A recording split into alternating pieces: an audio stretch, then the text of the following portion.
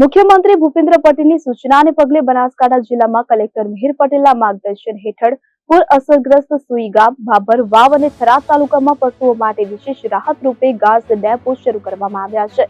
રાજ્ય સરકાર તરફથી ગાડીઓમાં સૂકો ઘાસચારો મોકલવામાં આવ્યો છે। વિધાનસભાના અધ્યક્ષ શંકરભાઈ ચૌધરી અને પૂર્વ સાંસદ પરબતભાઈ પટેલની ઉપસ્થિતિમાં ઘાસની ગાડીઓને અસરગ્રસ્ત વિસ્તારમાં રવાના કરવામાં આવી હતી। આ તકે અધ્યક્ષ શંકરભાઈ ચૌધરીએ જણાવ્યું કે પૂરની પરિસ્થિતિને પગલે માત્ર માનવ જાત જ નહીં પરંતુ પશુધનને પણ પૂરતો આહાર મળી રહે તે માટે સરકારે તાત્કાલિક પગલાં લીધા છે।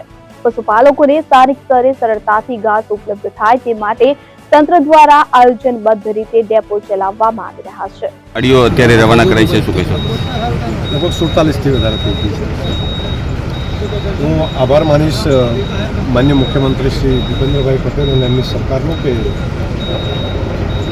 અમને અહીંયા આવ્યા ત્યારે એક જાહેરાત કરી હતી કે ઘાસ માટે પણ વ્યવસ્થા અમે કરીશું। અહીંના લોકોની એક માગણી હતી કે ગાય ભેંસ માટે ખાસ સૂકું ઘાસ મળે, કેમ કે ઘણું બધું ઘાસ પલળી ગયું। તો આજે થરાદ તાલુકાની અંદર આપ જોઈ રહ્યા છો મોટા પ્રમાણમાં ટ્રકો આવી છે અને આ ઘાસ દરેક ગામ સુધી પહોંચાડવા માટેનું આગળ વધારી રહ્યા છે। પશુ માટે ખૂબ ઉપયોગી થશે। આ વિસ્તારમાં બહુ મોટી સંખ્યામાં ગાયો છે અને ગૌ માતા રાજી થશે।